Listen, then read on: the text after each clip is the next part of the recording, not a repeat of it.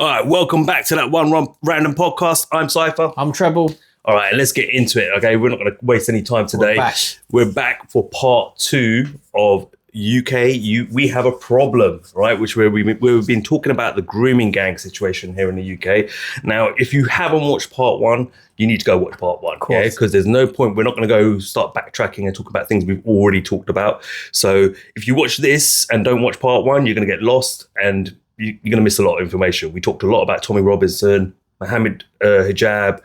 A lot of things were covered off, yeah, and it is a long episode, but it's one well worth watching, yeah. So before all the content's there. So before you come over here and start watching this part, watch part 1, yeah. All right, cool. Look, we're gonna get straight into it, yeah. So, do you remember in the last episode, Mohammed Hijab said he had something about Elon Musk's dad? Yeah. Did he release it? Yeah. Do you want to watch the clip? I do. Yeah. All right, let's watch it. Assalamu alaikum wa rahmatullahi wa barakatuh. How are you guys doing? Many of you will know that I've been engaging one Elon Musk, who is an electric car salesman, on Twitter. And this individual has jumped on the Tommy Robinson bandwagon, actually now unconditionally supporting him and posting some of his tweets online. This individual, who has a very unusual and atypical family history, whose father was engaged in incestuous behavior with his stepdaughter, in fact.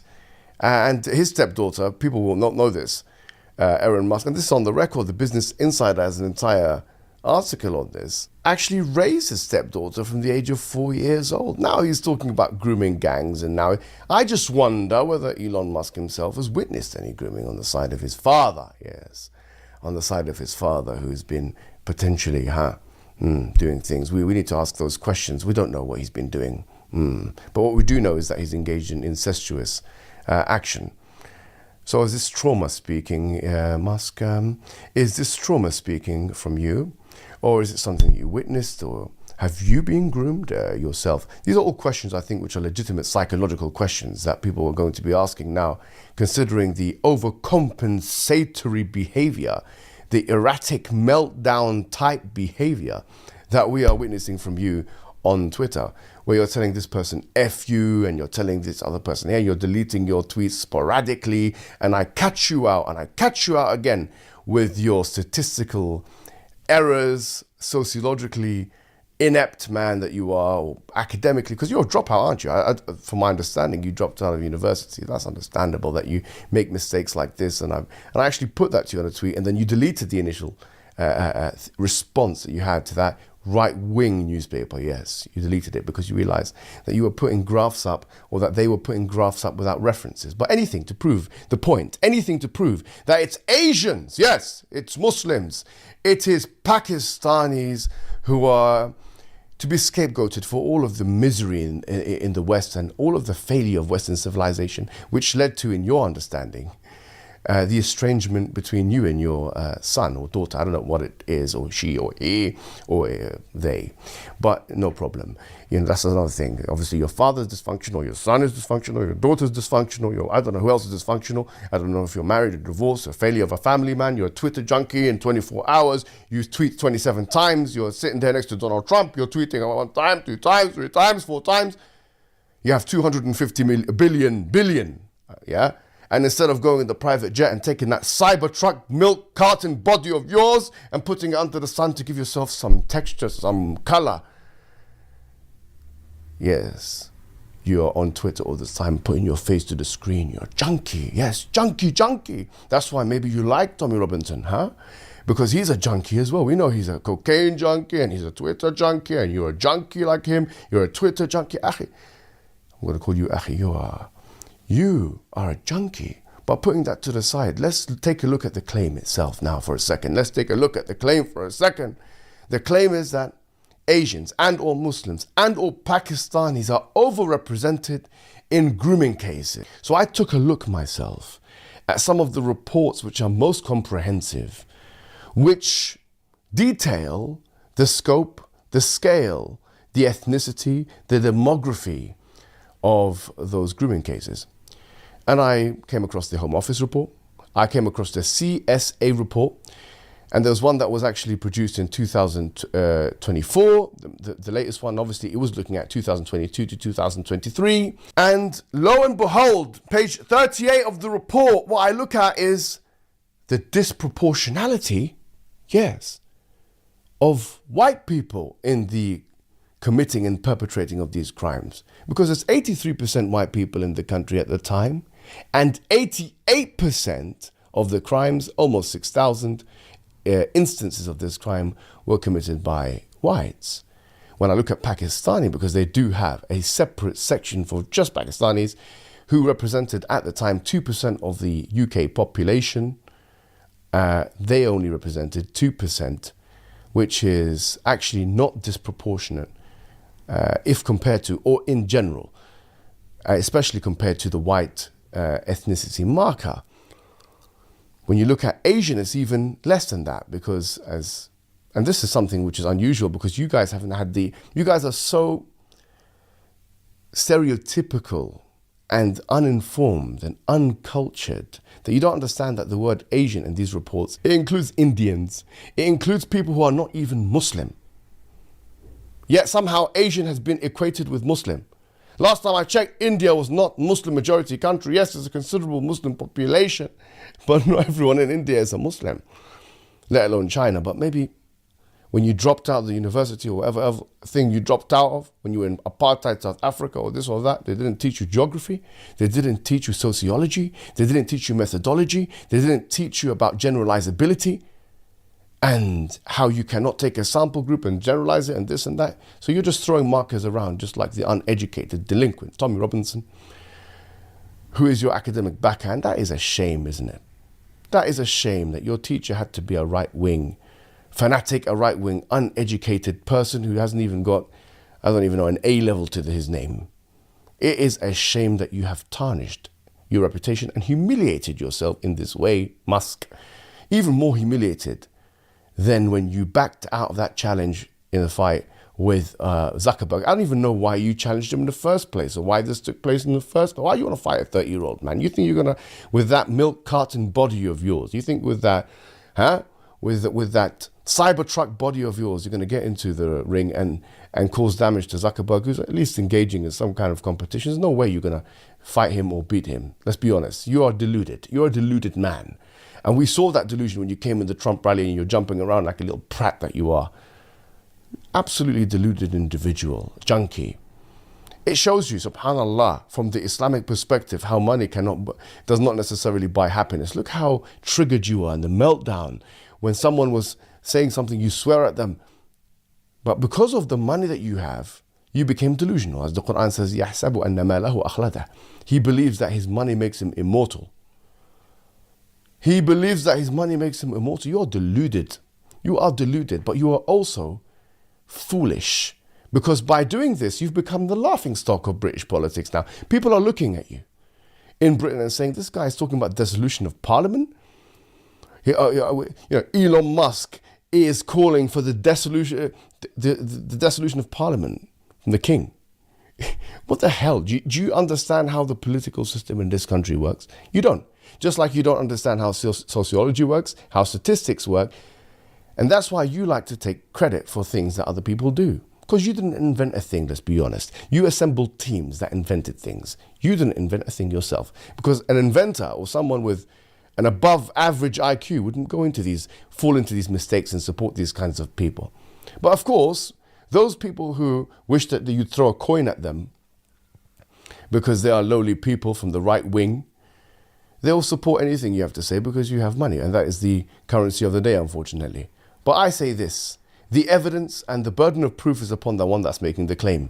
And from what we have, there is no evidence that there is a disproportionate or remarkable statistical problem with Pakistani Muslims or anything else, even Asians actually, comparative to other ethnicities in this country relating to such issue as grooming gangs, unless you wanted to specify specific towns and cities, which themselves have a higher than usual, from the national perspective, population of, for example, Pakistanis, like Rochdale and Telford and Rotherham and these places.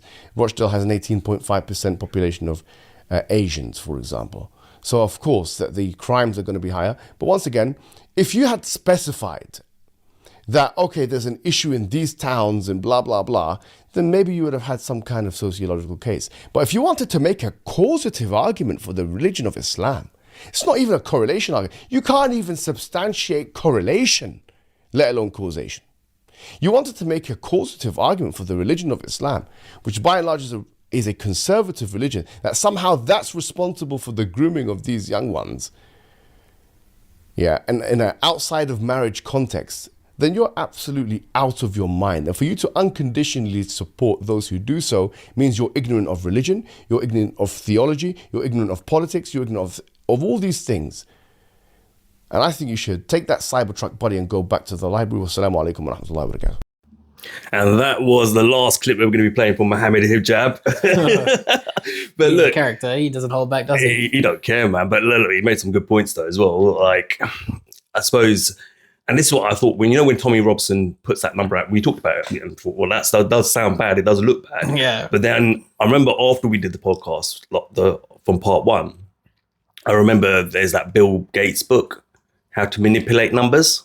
Mm-hmm. So how to take numbers and manipulate them to sell a narrative or push a narrative. He calls it how to manipulate numbers to sell. Yeah. Yeah, but actually it's how to manipulate numbers in general. Of course. So he's made a good point there at the end. He says, well, you're picking areas like Rothschild, which is majority of Asian population anyway. So the crime rate's going to be higher. So naturally you're going to have a higher percentage of these sort of crimes happening there. Mm-hmm. He goes, but when you're talking about the totalitarian, the whole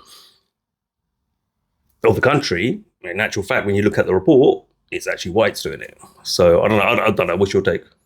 I mean, I downloaded the report. Yeah. I haven't had a chance to read it yet. So I do still want to read it for myself. So I'm going to take it on face value, what he's saying. But I mean, I agree that you can't generalize a whole continent, to say Asians. And then, as he said, like, look, it's not majority Muslim.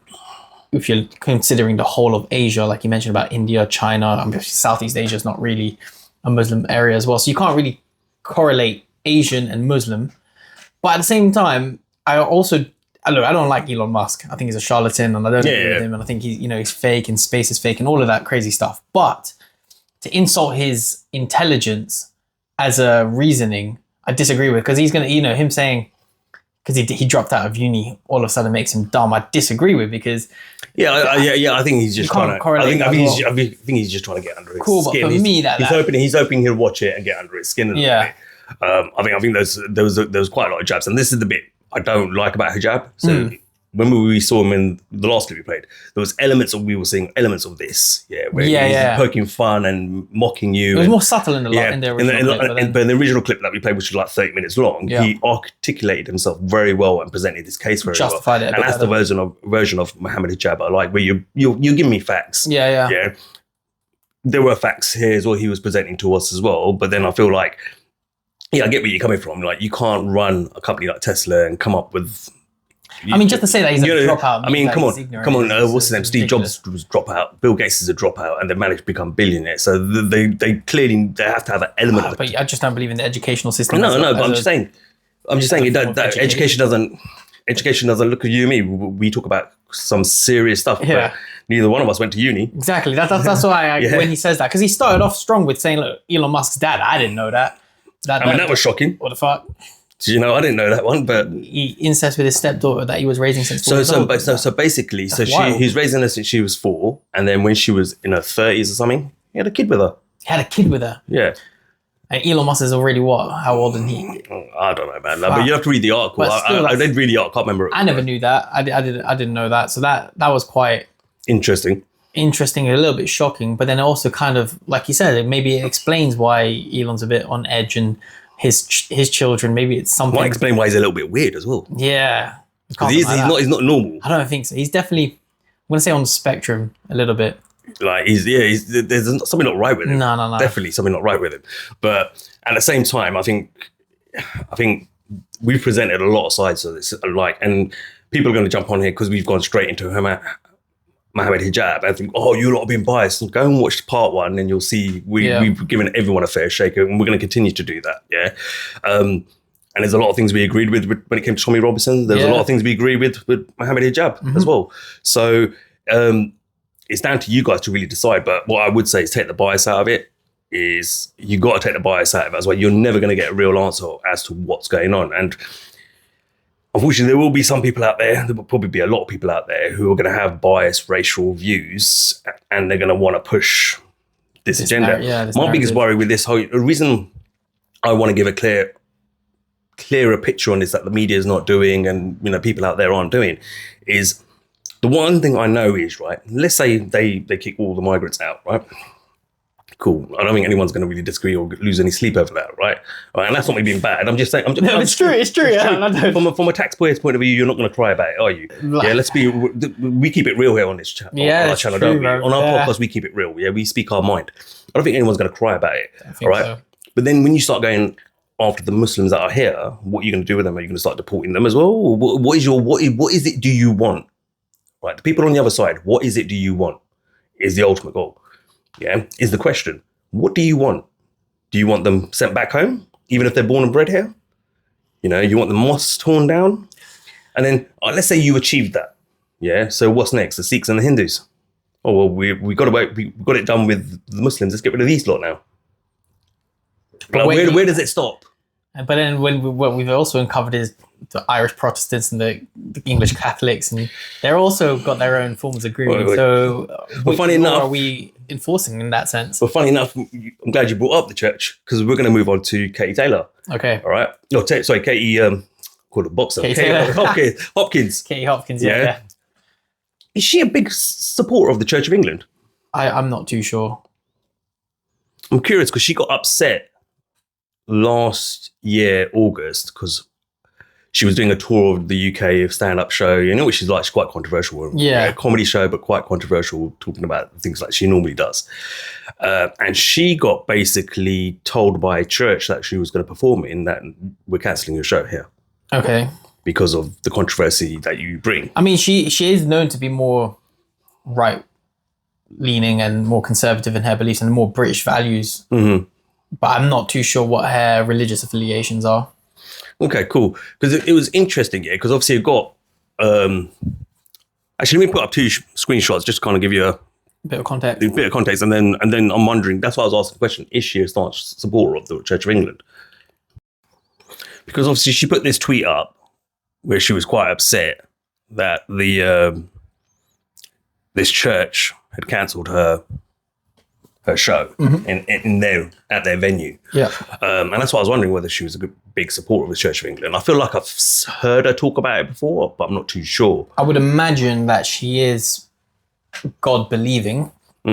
So whether it's Church of England. Okay, so I'm not going to say she is or she isn't, but I just feel like with that's another example of a woman who's very much on that Tommy Robson,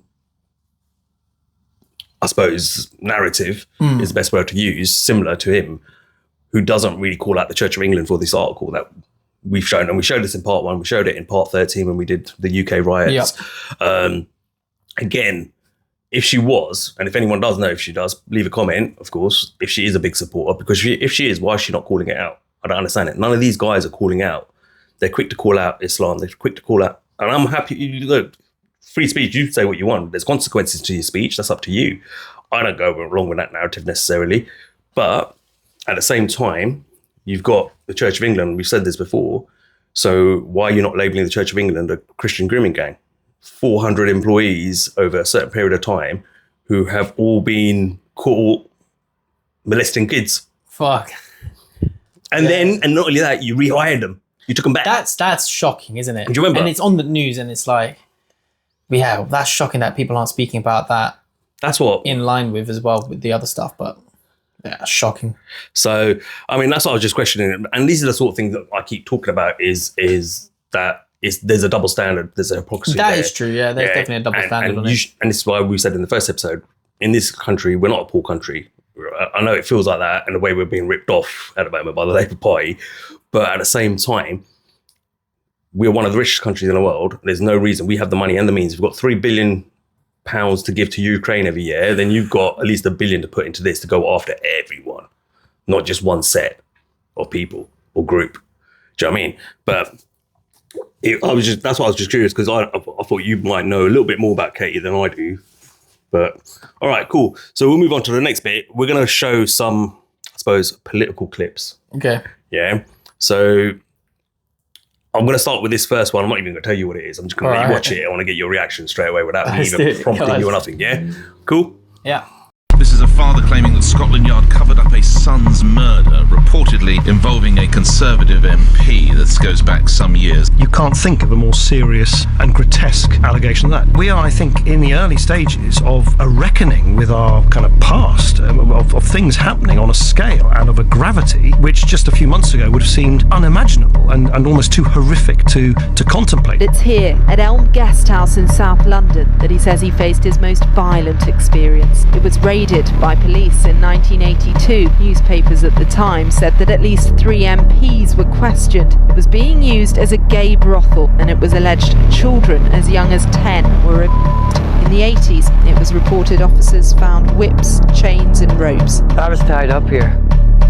I don't know why I was tied up, but I was tied up with my hands behind my back. I do remember that. Laying down and he took photographs. Other men were here. Other men came into the room. It wasn't this one man. There were other men here. 35 years on, an officer familiar with that inquiry has come forward to tell its story and how it came to a sudden and mysterious end. I won't believe anything that comes out now if it's got the government dabs on it, because it's been proved to be flawed, soiled, and an absolute dog's dinner, as I said. The fact that she made that statement to the House indicates that there is still a huge amount that we don't know about. This is going to carry on until we have a proper, thorough investigation. Jerome concluded that no credible victim has ever come forward alleging a specific offence suffered whilst at Elm Guesthouse, and that no prominent person had ever been conclusively identified as having the child there.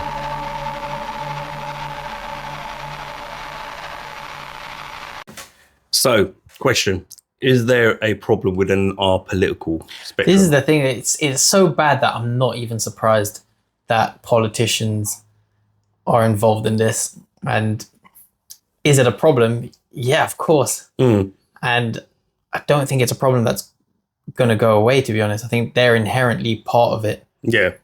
At the highest level, what we mentioned in the previous episode, when you're talking about the political spectrum and above, they're all part of it, but they're just doing it in a more... And I actually believe they're doing it... Obviously, it's evil across the whole board. But these guys really take it to another level with like satanic rituals and stuff. Yeah. And look, I know a lot of people don't want to hear that. A lot of people don't like to hear that. A lot of people don't want to believe it. But it goes on, man. It happens. It does happen. Yeah. I mean, I just think... Remember what we said in the last episode? It's from the top down, right? Yeah, ultimately. Yeah. And sometimes we think the worst part of our society is what's going on around us. And I'm not saying it isn't, but sometimes there's worse things going on above us, which is within our political structures, within higher society is the way I'm going to put it. Yeah. I mean, look at Jimmy Savile. Yeah, and we'll do a separate one on that one. I'm not he's a whole episode of himself. I don't want to. Yeah, I don't want to bring him in. Like, I've got clips of him, but I don't want to bring it in here because I want to do a separate episode on him. But look at Jimmy Savile. Not only was he a lone predator, he was also someone who was serving up kids to higher society. He was he supplied, yeah. And I've got a really good clip, but again, I don't want to play it here. Yeah, of a family member who was basically interviewed and said, that's what's going on. That's what he does. And it explains why he was so well protected, because he's serving the people above him. Are we allowed to say who? No, all I'm going to say is look at connections. Okay. Yeah? Go and look at connections, his political connections. Yeah? Without saying too much, because you know what YouTube's like. Yeah, now we're going to say it's higher than who the Prime Minister actually serves. Well, when you look into don't say any more like that. Yeah, all right. Yeah, you got to be careful as well. Yeah, because like in the day, like we know what YouTube's like. Yeah, and we've already had enough. Yeah, that's true. All right, but when we do the Jimmy Savile one, yeah, it will be obvious. I promise you that much. It will be obvious. Yeah, and if you still haven't picked it up by now, there's something wrong with you. And if you're still loyal to those individuals, something wrong with you. There's something wrong with you because you're allowing this as a person. As a society, we're allowing this to happen. If we're not going to turn around and say, yeah, you're responsible as well. That's the shocking bit when all of this stuff gets uncovered, like the Jimmy Savile. I mean, I was still just a school kid when that news broke out. It must have been, 10 years ago now. Yeah. and everybody knows about it. You say Jimmy Savile, everybody knows the scandal. Everybody knows what he did. It's public news now. It's pretty much common information. It's common sense. But nobody really cares. Nobody thinks twice about it. That's where the thing is, in the moment, people were shocked. Shocked. Oh my gosh! What the BBC did that and this but you just carry on and ignore it, and that's the thing with us as a society. We get shocked at these things. We gossip about it, and then we forget about it, and then we just move on. Oh, okay. Well, what can I do? And then the next puppet comes along, and we just believe everything that it says. Like, how many times do you have to see those cases within our society taking place before we actually step up and say, actually, enough's enough. Now we're going to make you do it. We're going to make you do something about it. Do you know what I mean? At some point, you've got to take a stance, don't you? Like, and we're all responsible. Let's be honest. Do you know what I mean? Some of you listening to this, you got kids. So, like, even closer to home to you, because you're like, what if that was my boy? What if that was my little girl? Right? And we ignore it. We ignore everything. It's like recent events, which we can't talk about. And now suddenly when you bring up the debate, forget it, just get over it. That is that. And it's like a little side topic, innit? But it's so true. Like, we're not going to get, but it's with everything. We do that with everything, don't we? Yeah. I remember, like, when I was a kid, like Jimmy, like, when I heard Jimmy Savile thing broke, I was like, what the hell? Because when I was a kid, I remember watching Jim Will Fix It and those shows and seeing him on Top of the Pops. So you're like, what? I think when he looked a bit weird, and you like. I mean, I've seen some interviews of what the guy was saying about he's feared in the girls' schools. I'm like, what are you talking? Like, and everyone just laughs. Like, oh yeah, he's feared in the girls' schools. I just recently watched as well. I didn't cut any clips from it because you can't just cut clips out of that. You have to watch the whole thing, which was the when they had the psychiatrists, the shrinks, analysing his interview with a BBC reporter on stage and his behaviours, and they're like, there are blatant telltale signs of this guy. He's literally making threats he's speaking in code, but he's making threats to certain individuals who are saying, oh, well, Jimmy was like this. They were playing videos of his mates, or his so-called mates. He goes, oh, and he's making threats. Well, you know, Mrs. So-and-so, meaning their wives, you know, I had to vouch for them on a few times, you know, when they were up to, like, he's like putting threats out, like, watch your mouth, like, kind of thing. Because you know what? If you're watching, I've got shit on you as well, mate. Fucking hell. Literally, he was doing things like that. And he's like eating bananas when he's getting asked tough questions, making everyone laugh. Like, he's eating a banana because you're redirecting their attention now, or the seriousness of the question. So there was loads of things about him. But again, that's an example of high society, right? Like, this guy molested over 400 kids just on his own. That is. So how many more kids got served up to high society? How many more did he traffic? He was like the Diddy of his time. Basically, he was the P. Diddy of his time. Yeah. That level. That's the way you look. If you're shocked and disgusted by the whole P. Diddy thing, that's what Jimmy Savile was. He was the P. Diddy of his time. And we don't do anything. We just ignore it. But to see it in the political spectrum, and even in the US, I mean, with the whole Pizzagate, I don't know if we're allowed to say that. There's a good documentary called Pedogate 2.0 by Matthew Buddha. Have you seen it? It's a 3-part documentary. I would say it's fucked, but it gives you all the content that connects all the dots. I think I watched it once. I remember you sent it to me again. I wanted to watch it, and I thought, do I really want to watch this again? I think you just need to watch it once. It's just like, so like, it's hard. It's hard. It's like, if you ever come across it, guys, it's such a hard watch. You can find it on BitChute. It's a hard watch. But it highlights that this is some real shit. And the people that you vote into power, the people that you supposedly trust so much to save you and fix your problems, are involved with some really, really fucking disgusting stuff. And, you know, we're just covering a surface level of it. But when you really go into it, when you go deep into it, it opens everything up. Well, it opens up a massive can of worms, doesn't it? Yeah. Yeah. And I think people need to wake up and realize that. I think the problem with people is they look out their window and they think that's the world. They watch what's on the news. That's the world. Yeah. Not realizing there's more to it than this. And like, at some It's a hard pill to swallow. It is a hard pill to swallow, but I think that's why people ignore it, because they find it hard. They can't deal with watching that. They'd rather watch Netflix at home and laugh and joke. And just get the subliminal programming in instead of actually. But then actually learn and watch and go, actually, is this what the people that we put in power do? Yeah. It's scary, man. Tough pill. All right, let's play another clip anyway. Yep.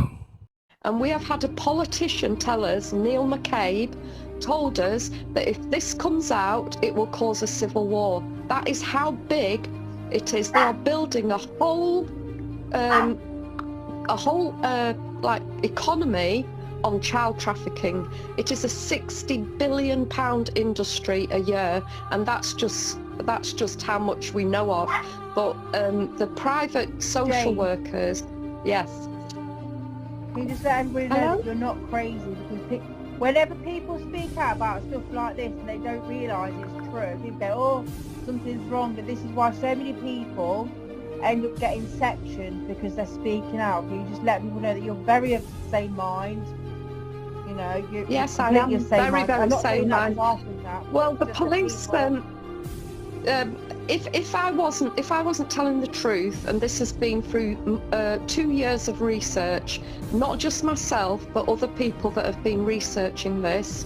This is, we have been doing watching them. We've hired, we got a caravan for a social worker so that we could see that was the one that was trafficking to the Middle East. We've actually been very active in not just looking like, online, but actually looking and surveillancing. And so I'm with my hand on my heart, I am not mad.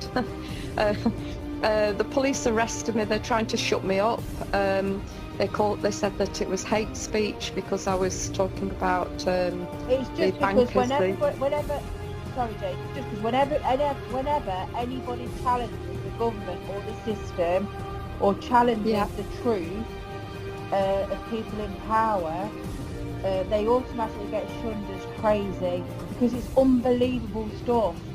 So people will say, oh, they're going mad, section them. So many people have been sectioned because of speaking out, because of wanting the truth out there. Well, we have Simon Parry, who has been a very loud activist in London and Manchester right through the lockdown. He did an interview with me on the 2nd November. Okay, there's a reason why I played that. Now, I don't know who this woman was, right? Okay, but I remember finding this on TikTok ages ago, right? And I just thought, you know what, I'm going to play this just to kind of give an idea of what's going on within our systems of care and all that sort of stuff. And she's talking about social services there. Yeah, trafficking kids. And she's saying it's the actual business of trafficking kids is worth, what she say, 60 billion. Yeah.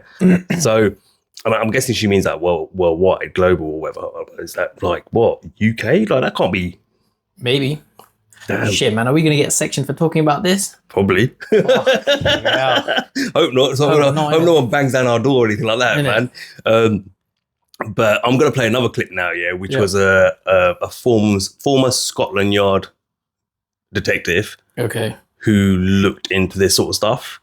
And it was from, I'm going to give credit to, obviously, the James English podcast. Anything Goes with James English, go check it out. It's definitely worth watching the whole podcast, but I'm going to just play this one clip. I think it's about 10 minutes long, but he gives a bit of insight of kind of probably what she's already talking about. Cool. Okay. See, I didn't realise how in-depth it was and how satanic it was and how bad it is. I'm just a guy from Glasgow who's everyone just kind of falling in my path just now, where I can't turn my back for people exposing some of these gruesome crimes. Like Barbara O'Hare last week, who was involved in the Aston Hall, where doctors were drugging the kids, raping them, killing them as young as 12. It goes on. You can take Beach Home, Shirley Oaks. There's a whole plethora of these care homes everywhere, all across the country. And they got shut down and they just morphed into private concerns, and it still carries on to this day. But I mean, Shirley Oaks was a big care home in South London, and they had 19 known paedophiles. And then you get deeper, you get into the fact that who is behind this, who's sanctioning this, and you've got to look at who were the cabinet ministers that were for child welfare, and then you realise that they're dirty as well. I mean, the last 5 prime ministers, they all have what they call PAs. They're not personal assistants, they're political advisors. Every one of these PAs, you know, right the way back down to Thatcher and beyond that, had involvement with child pornography, either downloading or child abuse investigations against them. Every single one. You know, I mean, there was one guy, I think his name was Patrick Rock. He might have been either Tony Blair's or Cameron's PA. He was caught with thousands and thousands of images, right? Child abuse images.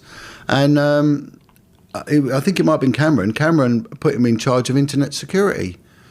And it's dark and it's dirty, and it honestly, you've got to look at who either attacks you or who backs you, and there your answer is. But it's well established. It's been going on for a long, long time.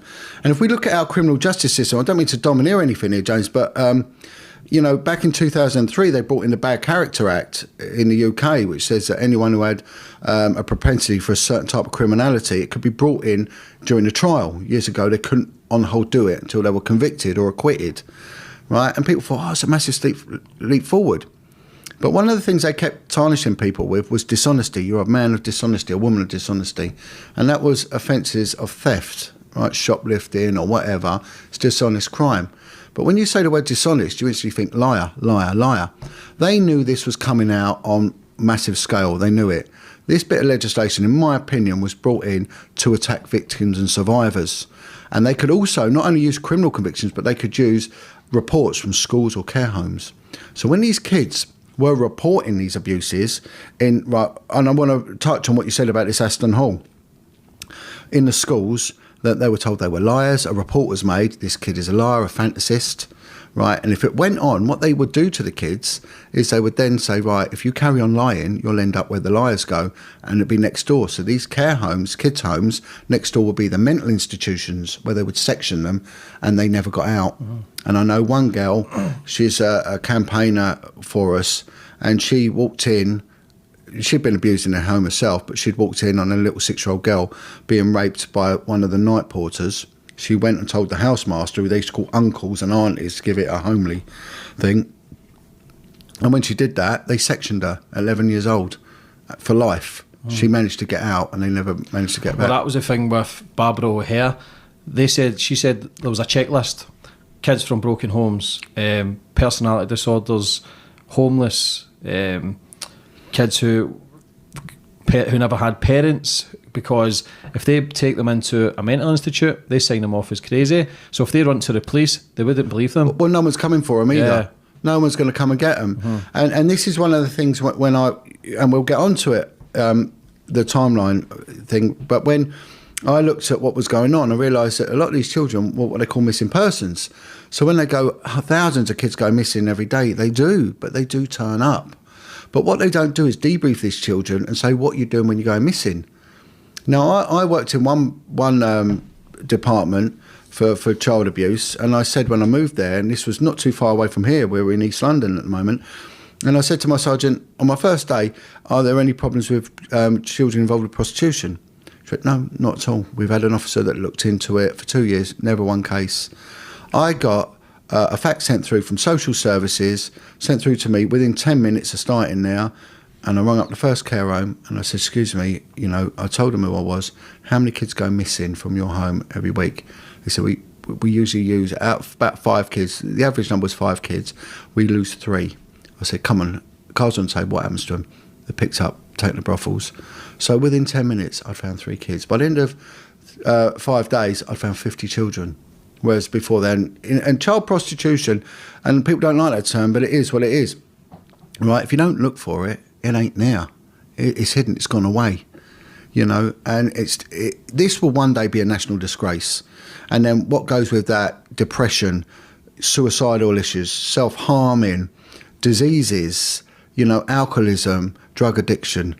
You know, you can't go in any sort of long-term drug rehab centre and not find that a good percentage have come from a very damaged background, childhood background. Yeah, it is all connected, but I think something's coming to a head. I think, you look at the Prince Andrew scandal, you look at the Epstein, for that to be getting airtime as well, and for him to even do Prince Andrew, to even do an interview, shows you that pressure must be getting put on somewhere. Of course, and you can see the arrogance of them, because that interview was appalling. I think anyone who's got half a modicum of intelligence will realise it was a farce. But again, you just got to look at this shower of scum that they are. I mean, his brother, Prince Charles, I mean, I knew one guy that was a protection officer for that family. He said he's just weird. You go near him and he shakes away. But he was protecting for 14 years Bishop Peter Ball, who was a bishop for, I think it was down in Eastbourne in Sussex, and he was abusing kids in his care.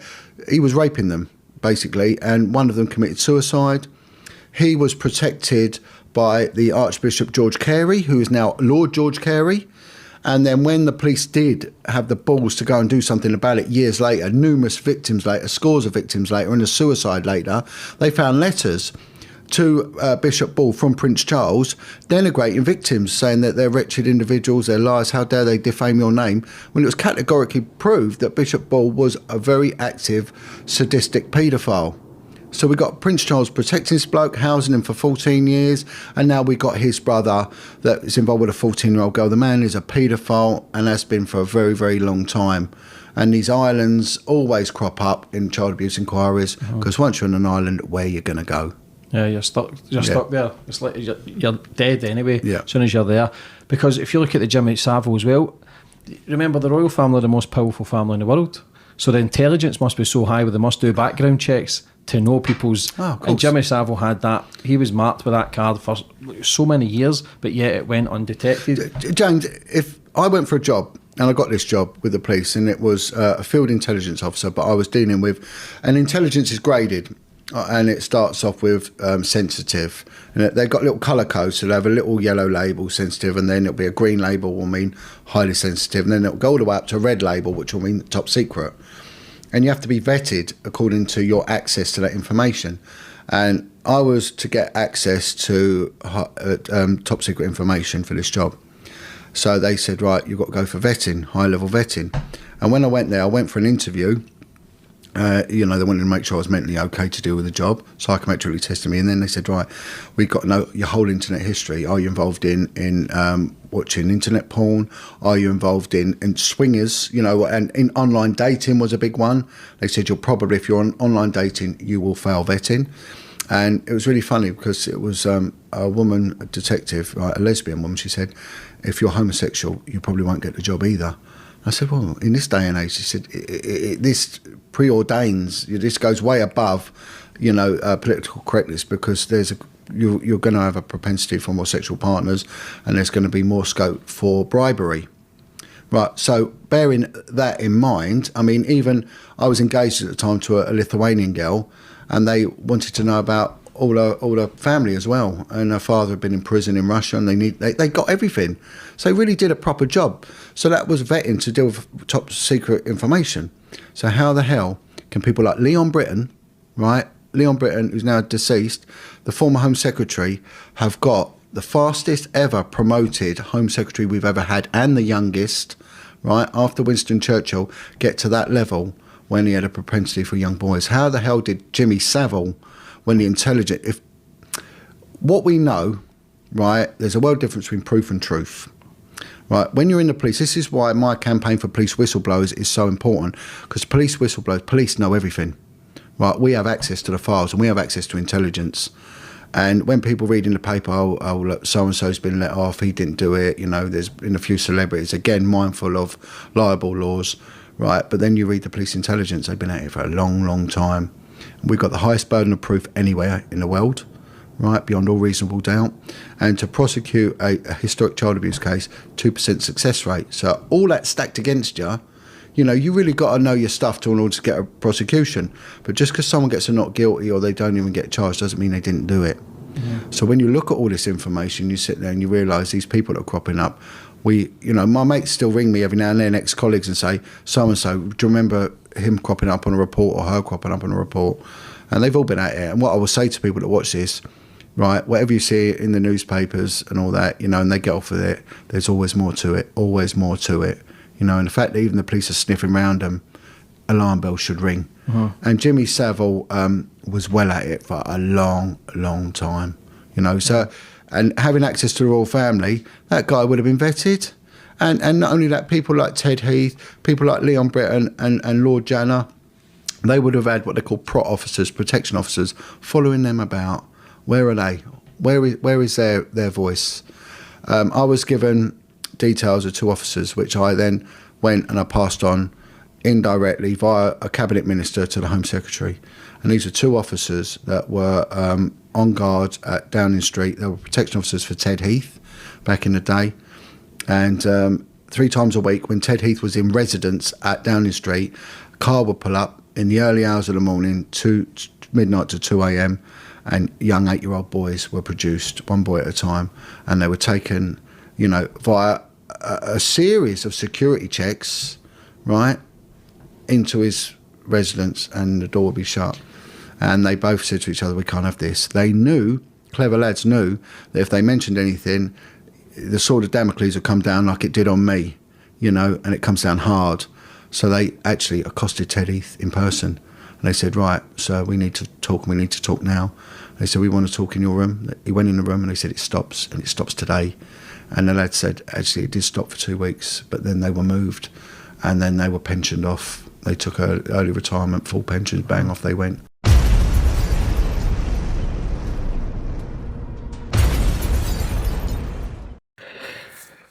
Damn. Pretty shocking, right? He said it all.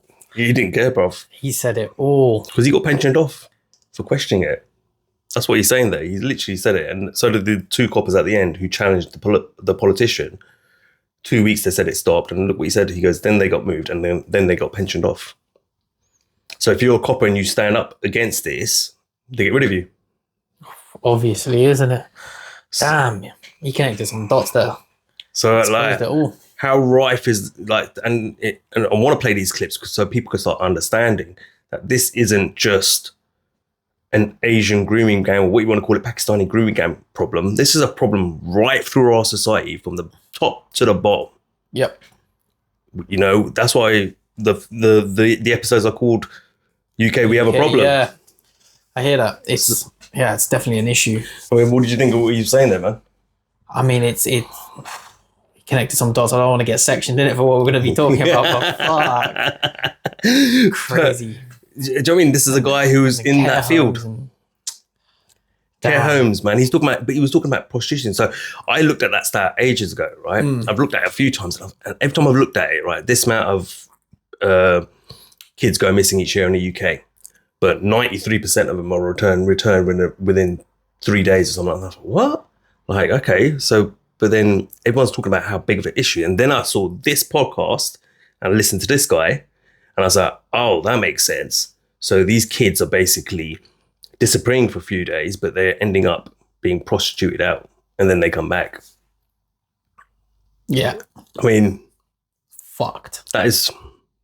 Yeah, it is hard. This is a hard conversation. It's a hard truth to. Well, you just said it, innit? People don't want to hear it. Yeah, yes. But at the same time, understanding it really does put perspective on. You can't keep burying your head in the sand that's and start jumping up and down and crying for 5 minutes because a child's been molested, or a whole load of kids have been molested, or there's a grooming gang situation, or a politician or a priest got caught. It's bigger than that. And you're choosing to just, as a public, we're just choosing to go, bury your head in the sand. I don't want to hear this. But then you cry when it's, for 5 minutes, you'll moan and groan about a case that's come up in the media, but then you won't question. And then the other thing you should be asking that question is, why are the media aren't in on it? Why are they not all over this?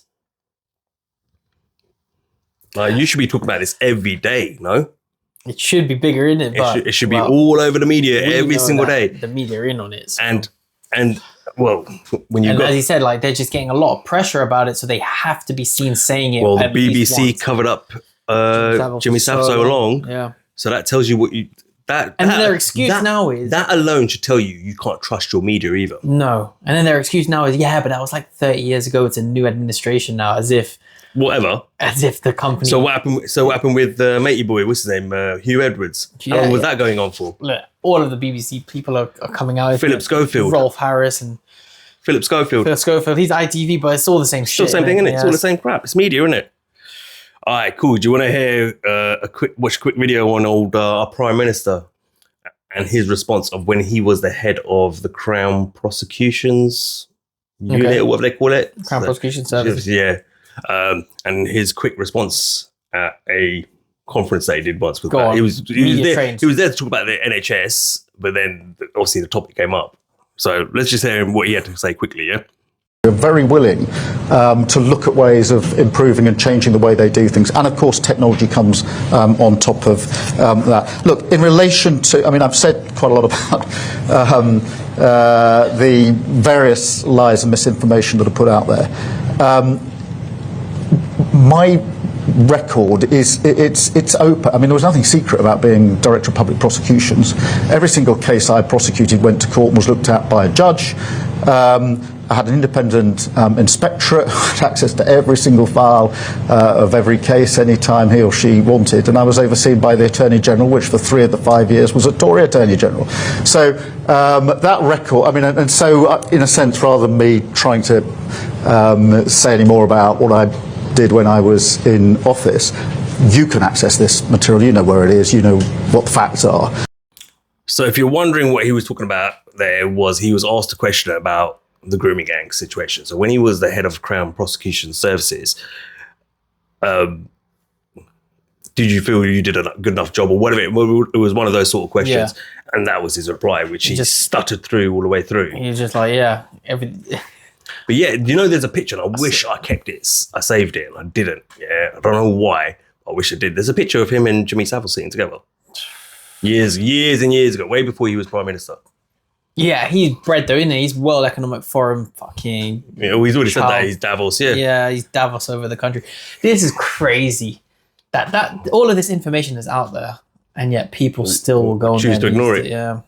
It's at your fingertips. You can get it. You don't even have to sit out. People, you know what? I'll tell you no. So I put together these episodes for us, right? Yeah. Right? I don't sit on my laptop getting this information. I'm literally watching TV and on my phone finding this information. Out there. It's out there. You've got a supercomputer in your pocket all day long. You've got to actively avoid this shit. Yeah, like you've got it in your hand all day long. So it's not like, I have to go home and do it. No, you can do it on the bus to work, on the commute to work. So it's like, it just cracks me up. But like, people just don't want to. Do you know what I mean? They're rather war about this current situation, grooming gangs, Asian grooming gangs. Okay, cool. Yes, that is a serious, and we've said that's a serious situation that needs to get brought under control, right? And they need to start dealing with it. But there's other elements of this whole thing that needs to be brought under control, and people need to start pushing for answers into all of it.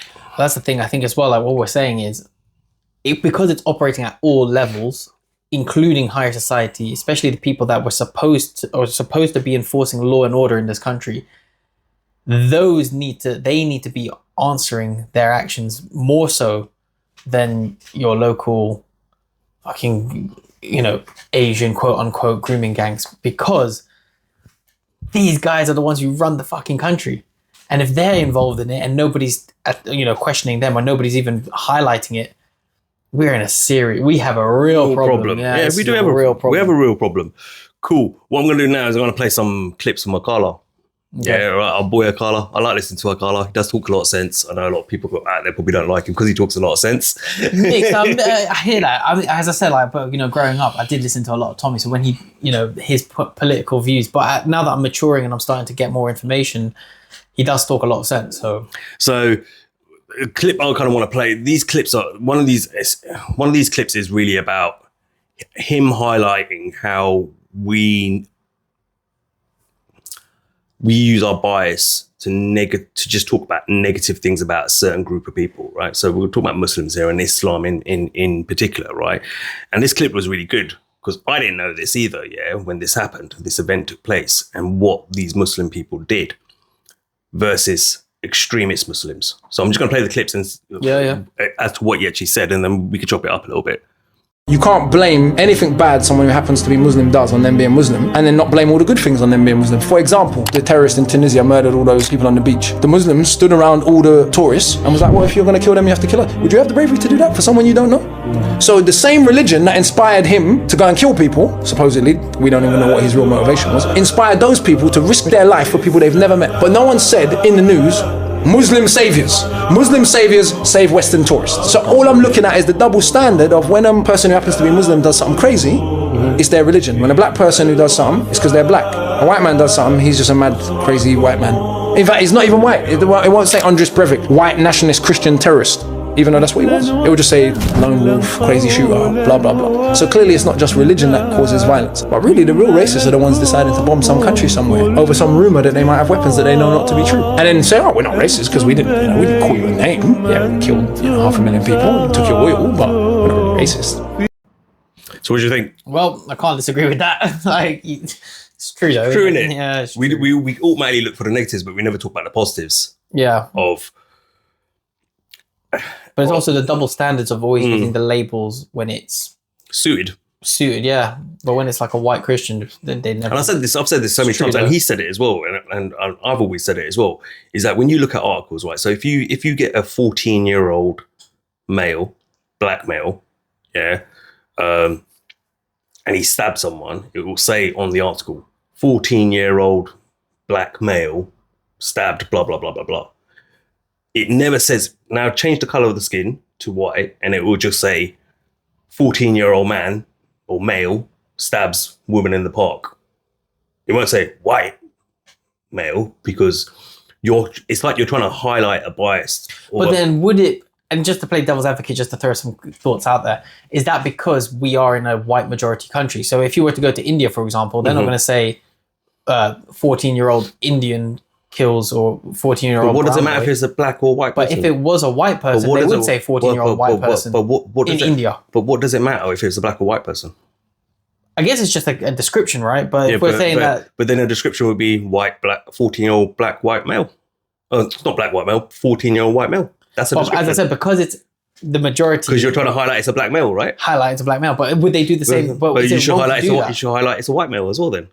But the majority of this country is white, and then by not highlighting it as white, I don't think so. Right? I don't think so. So if you were in India, but I don't think even in India you should be able to do that. They shouldn't say 14-year-old white man. I don't think so.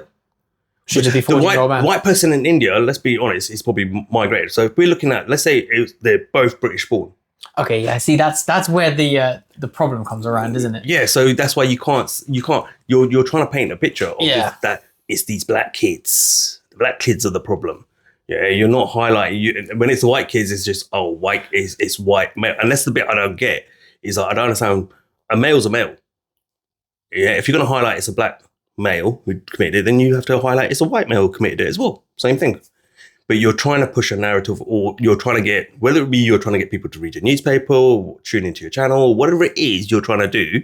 Yeah, it's still double standard in my opinion. I don't believe you should be doing that. Yeah. So, and that just causes more division. Well, creates hate, isn't it? But then, like we've already just spoke about, can't really trust the media, and that's why they do it, though, isn't it? Who's really overseeing the media? Government, right? Who oversees? Well, goes higher than that, yeah. Yeah, but you know what I mean. Demographic. Yeah, we're not going to go into that. All the media. We're definitely not going into that. Not yet, anyway. Okay. Yeah. At some point we will, but we're not going into that just yet. Let me see if I can play another clip. Just give me a sec. If you watch a TV show like Game of Thrones, even though you know it's not real history, it's still going in. And you watch Game of Thrones, and the only time black people pop up in this narrative that's supposed to sort of loosely be the human story, again, is as slaves. That isn't an accident. The casting director decided we're going to have black people and they're going to play the slaves. And, we'll get some brown people, Middle Eastern people, and they'll play Dothraki savages that eat hearts. Someone asked for that to be the case, and that's how that happens. So if you're a young person growing up and you imagine a medieval world, you don't imagine people of African descent necessarily having participated. How do I know this? When I teach Shakespeare at schools, which I often do, and I read a passage from Othello, or I read sonnets 127 to 142, where Shakespeare clearly refers to someone who's black, but everyone's avoiding that, right? Children have actually said to me, but sir, were there black people in Shakespeare's time? And I don't realize what they're saying.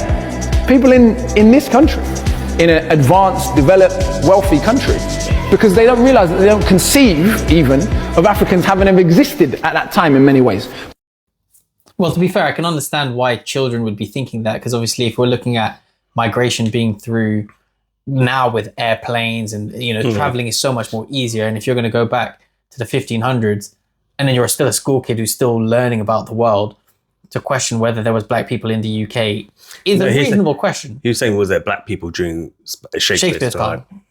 I think that's a reasonable question to think as a child, if you're secondary school, 10 to 15 years old, thinking, was there black people in the 1500s of England? It's curious. Curiosity, it is, because a child's going to be ignorant. That's what I they're learning. Your job's there to learn. Yeah. Yeah. So if it's your job is to teach them. Yeah. So if they're not aware of that, then of course there was, and then break it down for them, right? Yeah. As a teacher. But I think it's clear cut to say that they're. But I think it's interesting what you said about the Game of Thrones. Well, media and the TV and TV film and programs, whatever, they're always going to be subliminally programming us to believe a narrative. And Game of Thrones, as he said, is no different. And that's one of the biggest shows. I never watched it. I watched season 1. They killed Ned Stark at the end. I was like, fuck this. I can't be bothered to watch this. Is that the one what's the name? I watched season 1. I watched season 1. Well, mate banged on about it. I don't like it. Oh, spoiler alerts. That's when what's his name played it, isn't it? Oh God, I forgot his name, the actor's name. I love it, man.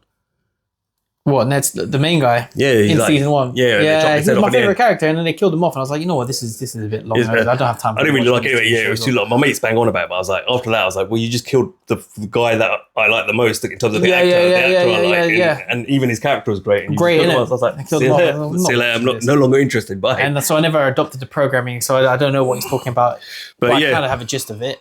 But it's true. Look, they do that in all movies, and even now more so. Come on, man. When I was a kid, when you watched horror movies and stuff like that, right? Okay, and even like action movies, the black guy always dies first. No. They still do that today. Honestly, like if you're a betting man and you put money on it, black guy's gonna die first. Black actors used to make jokes about it in the movies, like you turn around and say, hell no, I'm a black man, I ain't going in there. No, I'm gonna die first. All you white guys come out alive and I die. No. But it's true though. They do that, and it's. I mean, we've got to be careful what we say, right? But we know who actually funds these film studios and which demographic is funding it. And there is a narrative I'm trying to think of the right words to say, but there is a narrative to put down the black people and also the ethnics. But there is a real vendetta against blacks. I don't know why, but I mean, we can unpack that later on. But that's another episode altogether, I think. Cool. All right, so let me just play another clip for you. When I was on the street on drugs and borderline naked, a Muslim man found me. This Muslim man picked me up off the floor, carried me to his wife. His wife bathed me, dressed me, fed me, loved me, and took me somewhere that I could be safe. My son goes to a predominantly Muslim nursery. All of the staff are Muslim. Those women would lay down their life to protect my son. They love him like their own. When he is not well or he's poorly, he is absent, they will ring me throughout the day to check in and just say, oh, how's Ollie today? Is he doing okay? Are you doing okay? When I lost my baby, those women held my hand, stroked my hair, and cried with me on the middle of that nursery floor when I couldn't hold it together anymore. When I couldn't feed my child, and I broke down to a taxi driver because I realised I didn't have the fare because I was late to his nursery, and realised I didn't have the fare.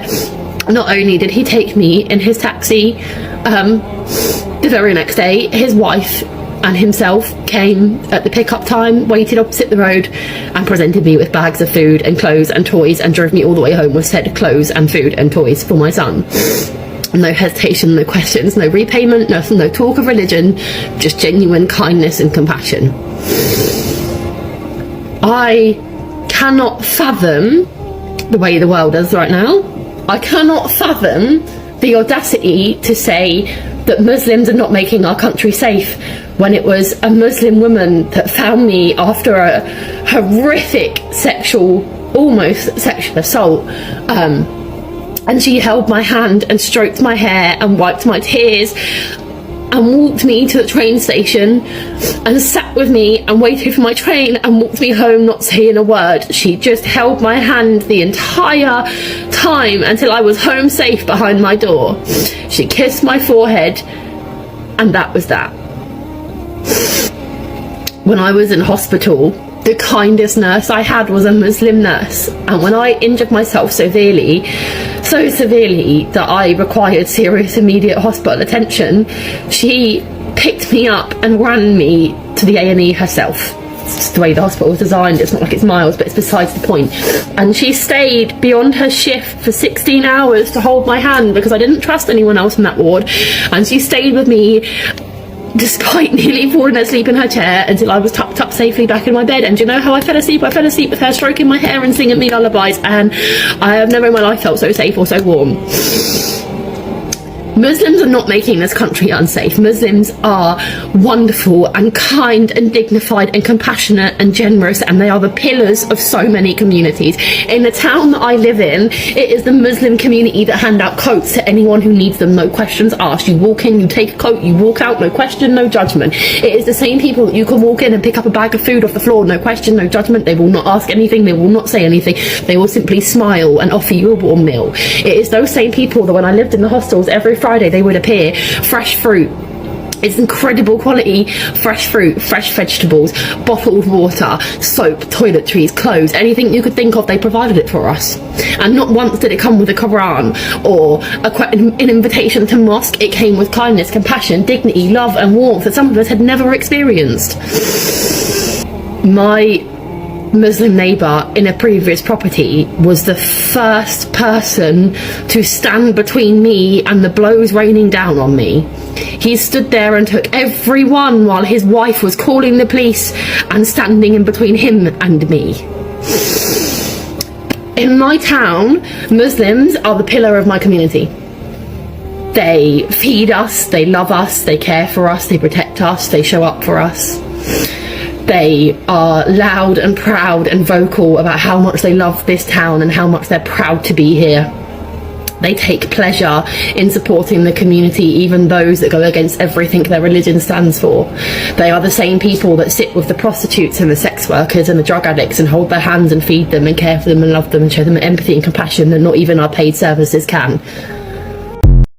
So I suppose the reason I wanted to play that clip is because I see so many comments. I know you're not on social media like I am, but this is where I get all this stuff from, right?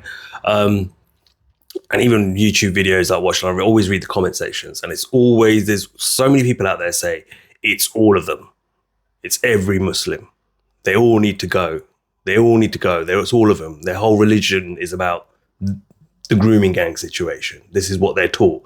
And I'm like, okay, then explain this woman who's clearly not just talked about one specific Muslim, but multiple Muslims who have helped her through her lifetime and protected her and defended her and fed her, clothed her, not just her kid as well.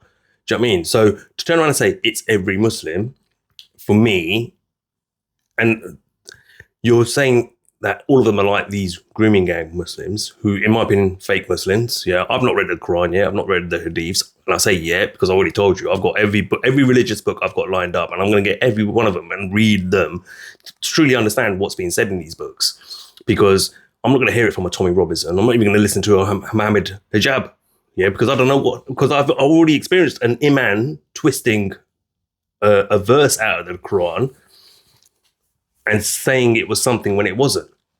And he was doing it in a way that was it was like what people are putting out there, which is he's twisting it in the sense that, well, it's the woman's fault. But the Quran doesn't say that. That verse doesn't say that. When I read it, I Googled the verse and I was like, that's not what it says. So I know now that you can't trust anyone with this information. You've got to get that stuff yourself, those books yourself, and read them yourself and take the bias, take the emotion out of it and say, how does that interpretate to me? How does that translate to me? How am I reading that? Yeah. But this was another example, and the reason why I played the Akala video as well, was these are videos that are just explaining to you that, you know what? Take your head out of your ass, yeah, because they're not all like that. Yeah, there are some bad rotten apples, as there are in all parts of society. I spoke about it quite in depth within Hinduism and Sikhism, and I was born into Hinduism, right? I'm from the Asian culture from the Asian community. So there was a lot of things I talked about in part one, remember? Yeah. Which you were then like, what? Like you were shocked here. Yeah. So it's not something that's just specific to the Muslim community. It's happening everywhere within all communities, within all races, within all religion types. Yeah. Where you've got people who are probably twisting the teachings of their religion. Right. Yes, there's a lot of Muslims doing that. And we're seeing that with these grooming ground thing situation. But to say that every Muslim's like that and label them like that, that's incorrect. That's for me, that's the bit that gets under my skin. Is that you want to get rid of all of them, but yet it's not. It's a small few of them who are causing this problem. What's your take? Alhamdulillah, I hope she's found peace. It's so true though. Look, I mean, like I've got some Muslim brothers and they are actually some of the realest. My best mate's a Muslim. Yeah, no, and his mum and dad are they are the kindest, caring people, most generous people you'll ever come across. At its core, it is about love and peace. And as I said, like I know some Muslim brothers and they are the realest, and they will put their life on their line for you, kind of thing. And yeah. And they have real good intentions and a pure heart. So to generalize a whole religion is wrong. And I'm not on social media, but I do see the comments about, it's a backwards religion and we need to send, these sand people and, chop your hand off, and it's real racist rhetoric in a sense, but you can't generalize. Which religion isn't backwards? Each religion was written how many 100 years ago? Yeah. 1400 years ago? Something like that, yeah. The Quran was written. How long ago was the Bible written? How long ago? 2000 now, I guess, isn't it? How long ago was the Bhagavad Gita written? Like, come on, man. Yeah. You're saying backward religion. That's what they say though, isn't it? That applies to every religion then, doesn't it? It's true. And yeah, you can't generalize. And as you said, look, you're going to get bad apples in every sector or so. To generalize it is wrong. And it is true that the Muslim community are a big pillar in society, especially in the UK now. We can't deny that. I think you see the stat in Ireland, the fastest growing name in, I think it was in Dublin, is, can you guess? Mohammed. Yeah, Mohammed. Yeah, I know. I think I heard this before. Yeah, it's not John, it's not McGinn or whatever. It's Mohammed now. But that's just highlighting that it is growing, and to then assume that all of them are bad and evil and do up to no good, it's just not true. And then obviously who's pushing that narrative? And there's another religion. It's the same like with the immigrants. Some immigrants come over here, find a job, do their job, get on with their lives, don't cause any problems, and then you got the other ones that do cause problems. See, I have no issue. When I was talking about this with my colleagues, and we have no issue with people coming to this country to better themselves and to find a better life and to seek opportunities. They've traversed the lands to come to this place to work hard and make a living for themselves. Absolutely fine. But I think, there is a growing number that are coming to this country. Yeah, to milk it. Yeah, absolutely. Abusing the system when people who have been raised through the system from all backgrounds, a lot of people are born and raised in this country now, 30, 40 years, second generation now, but they're not getting the same opportunities as the new people coming in, milking the system. And I think that's where the hate is starting to brew because... Yeah, but sometimes I feel sometimes I wonder, some of the people that are probably really angry are the ones that have been scamming the system forever anyway. Well, this is the who thing. are British born, and that's what my colleague was highlighting. There's actually some white English people who do not want to work a day in their life. He was saying that he's got 5 siblings and 4 of them are quite high level in their careers. CEO of this or he runs a charity, whatever. But he's got one sibling that never wanted to work a day in his life, kind of thing. Went through the school system, thinks that the country owes him something, and and then the government said, well, you need to do your minimum 16 hours to claim your benefits. So he'll do 16 hours in the lowest paid job, and even that's too much for him. And so we get it that there is, of course, a majority. I could say majority, but there is a population of... Well, we covered that in the UK rights. Remember that majority of the benefits are being claimed by white people. Exactly. So, to not mention that is being ignorant. But yeah, I guess the problem is the narrative at the moment is that there is an influx of new wave of migrants that are milking the system. But as I've just said, if you're coming to this country to better your life and you're going to adapt to the laws and culture of this country. This is what I'm talking about, the double standards. You're going after these migrants, and I get it. I do understand it. I don't want them coming over and just sponging of us forever. Yeah, I get it. But neither do I want the people that are born here, predominantly the whites, because we talked about this in episode 13 about the UK riots. Go check it out, guys. Please watch that, because that was the first in this series, to be honest with you, right? And we talked about benefits, and most of the benefits are being claimed by white Brits, right? I don't want them sitting on their ass taking my tax money either. But I don't see all these people who are going after these migrants for that reason attacking their own, who, do you know what I mean? There's not a big uproar about it in their own communities, or the people that are doing it within their own communities and have been doing it for decades, generation after generation after generation after generation. So if you're going to go after the migrants, cool. But make sure you hold the same hold the British-born whites, blacks, browns to the same standards. And majority, we proved that already. Majority of the benefits being claimed in this country are from white Brits, British-born here. So that's true. Go after the migrants. I'm not happy with that. I understand it, but at the same time, you're probably a lot of them are probably crying out, "Oh, I'm getting less benefits now. Why? Because that migrant's here now." But again, we need to also look at the bigger issue, and it's one thing to get mad at the people on the dinghies, but then we're forgetting the people who fly private jets, and it's we probably have more in common with the people in the dinghies than we do with the people in the private jets. And I think that's something that I'm still kind of learning about and awakening to, because I had an old friend kind of bring that up, and it is true. No, it's true. When we're looking at these you've probably got more in common with the Muslim man down the street that you don't like than you do with the politicians and the trying to invade your privacy and well, I'm not going to say what else they would do to you, but cool. We've got a couple more clips to go. Yep. So let's just get into those and then we'll wrap it up. Yep. Largely a Pakistani problem. What is the data saying? That it isn't. It's mostly white people. 3.9% of group-based offenders are Pakistani and 85% are white.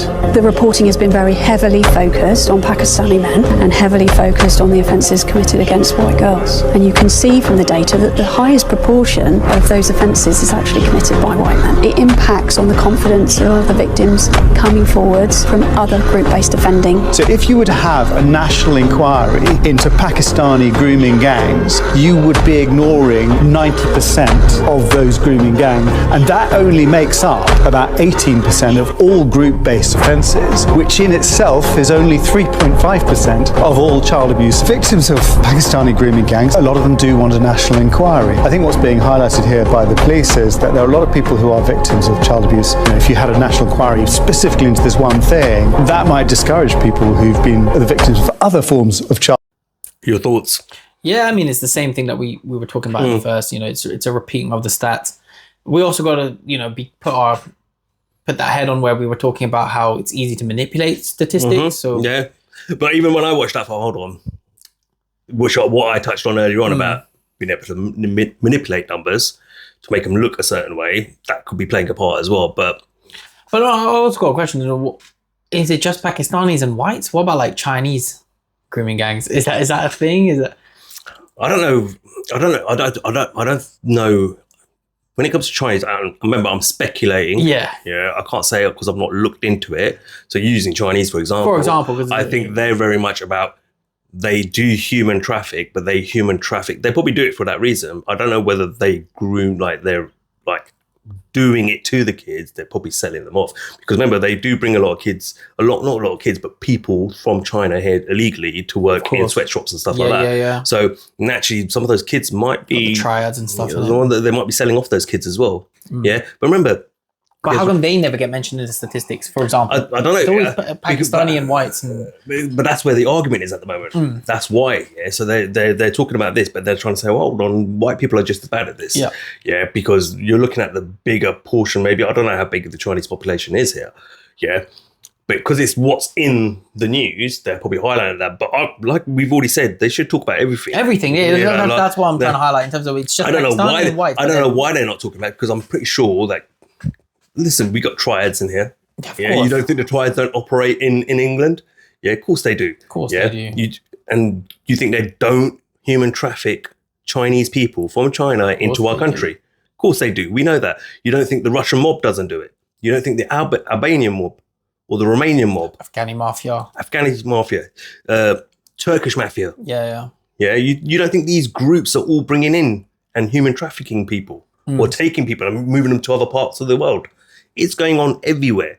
Don't be so ignorant, yeah? And it's the biggest thing. The ignorance is pissing me off. Well, it's mad because everybody actually knows it. You know, you've seen the movie Taken. Yeah. That's not fictional. It's a fictional movie based on actual reality. As a child, yeah. It's one of the biggest movies of all time, I think. And they showed you that trafficking is a real thing. And obviously, you know, they put a spin on it. So if I asked you, but it's a real thing. If I asked you what's more profitable for the Mexican cartels, yeah? Drugs, yeah? Or human trafficking? Human trafficking. Yeah. Obviously. Hands down. You know that. I know that. You ask someone else that, they'll probably still say drugs. Bruv, how much is a kidney?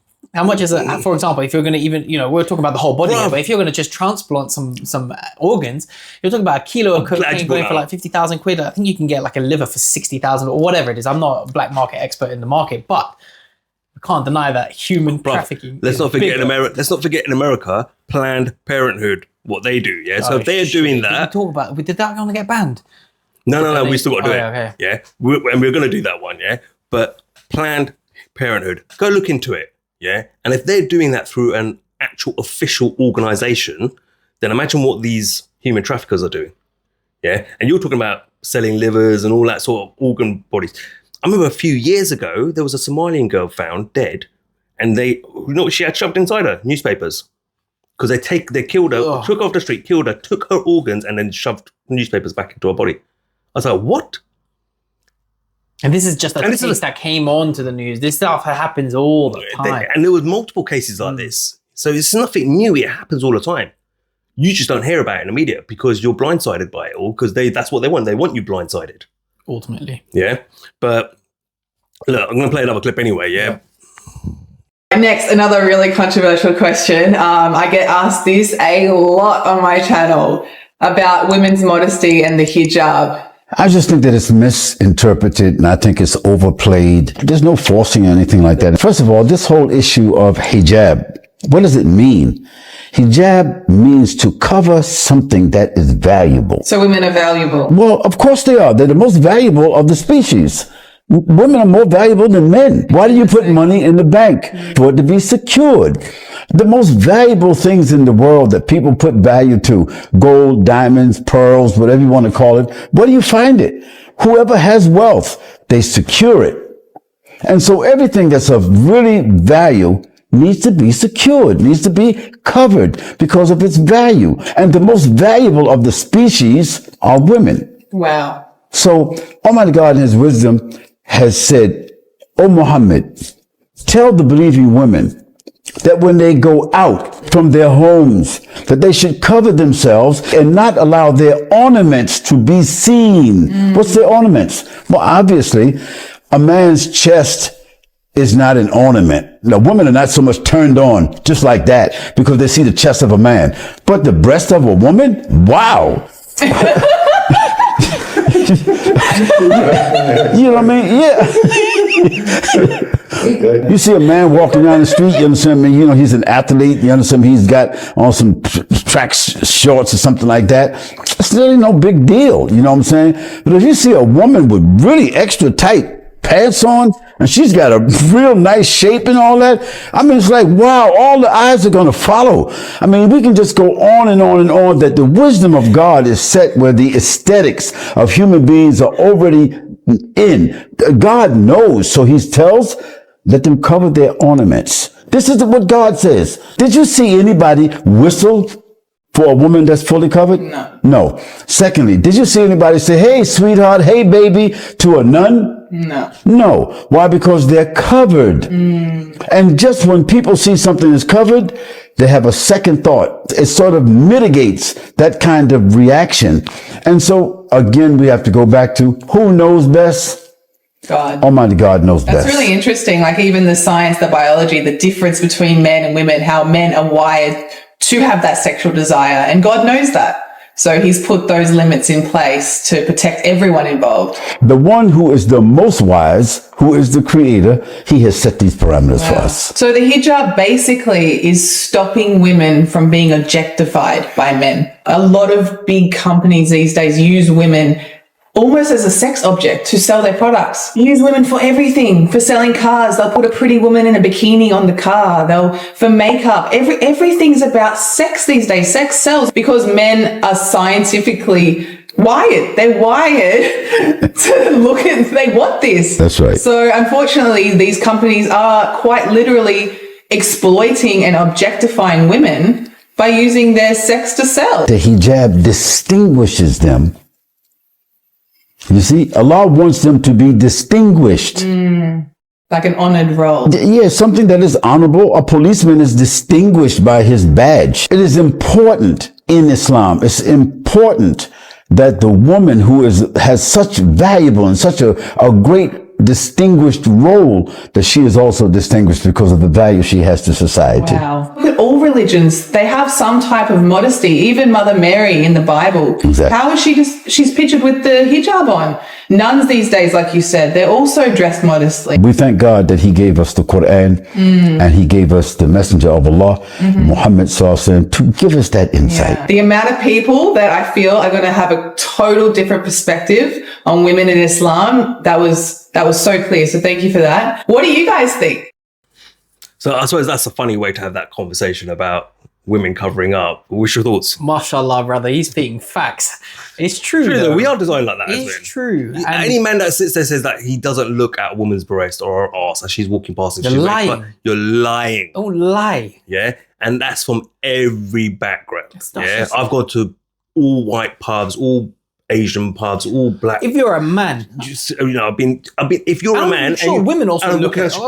Yeah, women do, but like women don't look like we do. Yeah, so women will see like a guy muscles and stuff and go, "Oh, hello," like kind of like you give him a little look. But like we kind of tend to stare, right? It's bad, but it's bad, but we do.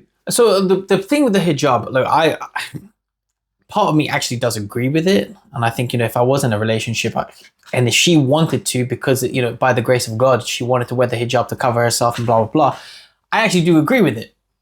But the argument that they proposed, and I'm just going to say the argument because obviously she didn't argue, is that should women not be allowed to express themselves how they want to express themselves? And should they have to do that because men? My argument is that is okay. Look, you're free to do whatever you want to do. I don't agree with it, by the way, because I understand that selling sex is fucked. But what I think the Quran, and I've read this verse, I can't remember off the top of my head, obviously, but I've read this verse. What the Quran is trying to say is that it's not trying to. It doesn't say anything that you have to wear this and blah blah blah. It's giving you guidance to wear this on the verse that I read, and he actually spoke some of those verses, part of that verse at the beginning. Right, which is basically saying dress more modestly. Yeah, so you don't have to wear a hijab necessarily. You can have your hair out, you can have your makeup on. Yeah, you can wear a nice dress. Yeah, but you have to wear a dress that shows your panties when you're walking down the street. Cleavage all over the place. Like, and it's not saying that. And this is not trying to say women are at fault. What it's trying to say is that because there are men out there who have ill intent for you, they want to come after you. They're going to come after you because they're sick individuals who will look at you and think, oh, okay. And then attack you. Basically is what it's saying in a nutshell. That's how I read into it. But you're free to do what you want. But I'm not saying all men are like that. But there are some men out there. We know it. You can't, look, rape happens. But then is the problem then more with, shouldn't the problem be, or the focus be on correcting the men rather than telling the women to change? Or to follow. No, but I'm not. That's what I'm saying. Correcting what men? Because it doesn't apply to all men. So how do you identify? How do you identify if a woman's not speaking up about it? Let's say when I talked about the Asian community, where a lot of things. Shh. Yeah, if a woman gets raped, Hindu, Sikh, Muslim, it doesn't matter. They're quiet about it because they don't want to get labelled as a slut, right? How do you get that person and correct them? No, they're gone. Yeah, do you know what I mean? All right, and if you catch them, then you got to lock them away. But is that really going to correct them? Probably not, because some of them are just wired that way to be sick individuals. So, if you saw what was going on in Saudi and I'm not blaming the women. I'm not blaming the women. They should do more to protect women on the street. Have more cameras up. Have more police presence. to protect them, But what I'm saying, reason I played this is that everyone says, oh, see, they want to cover them up and beat their women and all that. Actually, no, he just said, no, women are the most valuable in Islam. They are the most valued. They're more valued than men. So we tell our women, cover yourselves up because we want to protect you. I agree with that, though. That's what he's saying. And especially if you're married and you're in a relationship and in a purest state where there's a masculine man and a feminine woman and they're in a proper relationship with each other. No, listen, my mum. woman doesn't need to go out. My mum like wore that. English clothes. She didn't walk around in a suit, an Indian suit, or anything. She wore high heels and put makeup on, permed her hair, tight jeans and all that sort of stuff. But she didn't like have her arse hanging out and there's levels, boobs. isn't it? Do you know what I mean? There's levels. Do you know what I mean? It's like you can do it if you want. You're free to do whatever you want. But remember, there isn't a policeman on every corner who can make you feel safe. I know we're the most watched city in the world, but there still ain't enough CCTV cameras to pick up on all this stuff. So what was going on in Saudi Arabia. So obviously I think the answer is that you just got to be careful as well. Like there are sick men out there, man, unfortunately. And we just talked about pedophiles crying out for the last 5 hours. We talked about 5 hours in total, right? Okay, look how deep we've gone into it. We've exposed so much how deep it is within our society. So when you're walking down the street, and come on, look how many instances we've heard on a tube, some girls being raped, or on the train, or the bus, or whatever. Do you know what I mean? It's sick. It's sick. Of course it is, But then we need to I'm not saying that women can't dress the way they want to. Then we as a society then need to turn around and say, well, again, more pressure on the politicians. You're sending $3 billion to Ukraine every year. How about more police officers on the streets of the United Kingdom to make women feel safe? How about a Bobby on each street, walking up and down? 2 of them, their partners, covering, cover more ground. Do you know what I mean? You don't. That's not a priority these days, isn't it? It's like I just played that clip. The reason I wanted to play that clip was to give an idea of. They always label and these are 2 Muslims. That girl there, she's a Muslim. Telling you that as well. I did not know that. Yeah, she's a Muslim as well. Stereotyping, judging, she's a Muslim as well. He's an imam. Fair. Talking, So, and he's telling you, no, women are the most valued. That's an imam telling you that they're the most valued. That's true. And that's why in Islam we ask them to cover up. Because we don't want, they are going to basically, he didn't say it like that, but you could tell he was thinking like that, which is there are going to be some men out there who are going to have some ill intent for you. So this is why we ask you to cover up. I did hear that. That's in Islam. I'm not saying that everyone's got to follow that road, but it was just kind of like where people have this narrative of women are oppressed in Islam, etc. I can't say for sure. I've got to read the Quran still to understand it and the Hadiths. But going off to that conversation, I don't necessarily. I think people might miss it. Again, people are taking it, and if there are Muslim men out there who are saying it like the way that people are accusing them, then they're taking it, they're twisting it to suit their narrative and what they want. Do you understand? Rather than what the Quran is actually telling them, and Allah and the Prophet Muhammad are actually telling them to do. I was reading about what the purpose of the burqa is, and I came across it on Reddit. And the person was saying actually the burqa was introduced as an anti-rape technology. So just like how now we have rape whistles and rape alarms or pepper spray or whatever you had back then, you would just put a burqa on. And when you're walking around, like he said, if somebody's fully covered in a burqa, you don't know if it's an 80-year-old granny or you have no intention to. Yeah. There's nothing to justify any reason to attack this. You can't see anything. You can't see anything. So it was designed as an anti-rape technology. But then if you look at it, what's going on now, I don't know if you've seen these reports in Saudi Arabia, where because of the segregation, like they would segregate men and women everywhere. Yeah. Obviously toilets and schools and stuff like that. But it's gotten so bad that the boys in the boys' school are raping other boys. Because there's just no women around. No. Yeah. I read it somewhere. I'm not sure if we can find an article one day, but the boys in the boys' schools are raping other boys because the segregation is so extreme. So really? Apparently. Which I could imagine though, if you never see women. But what's that? Was that Western media reporting that? I can't remember. It might have been just social media, but if it was true though, what does that say? I don't know, man. All the women are covered up that the boys have to resort to raping other boys. I've got a lot of Muslim friends, and some of those Muslim friends even turn around and say to me that they don't consider Saudis as you mentioned that last episode as real Muslims. Fair enough. They don't class them as real place, Muslims, so I don't know how to respond to that. Yeah, well, Saudi Arabia. But I'd have to see the article and read it and understand what the hell's going on there. But that's it's extreme, isn't it? But the burqa and the hijab. I do agree, though, in terms of modesty being a core principle that is needed to, especially like she said, like sex sells and it's in you can't avoid it. But then you look. But then you get the feminists who will probably listen to us right now. Oh, you male chauvinist pigs! I know they're going to say, "Oh, you're misogynistic." No, we're not. We're like, do you know what I mean? Like, it's not that. It's just that, like, at the end of the day, you have to be smart as well. You live in a world where, unfortunately, there are men who are going to have those bad intentions for you. And you've got to try and protect yourself as much as you can as well. Like, don't go down that street. I've heard people get mad at Andrew Tate for saying this, but it's true. If I had a wife, like, you ain't going down that area. It's rough. Do you know what I mean? Or call me and I'll pick you up. Do you know what I mean? That kind of thing. You will automatically, as a man, worry for your spouse, your girlfriend, whoever, your sister, whoever it is. Yeah. So sometimes it's about being smart as well. Like, unfortunately, we do live in that world. Wish we didn't, wish you could travel, walk at any time of the day or night, and be safe. But we don't do it. And I saw a thing.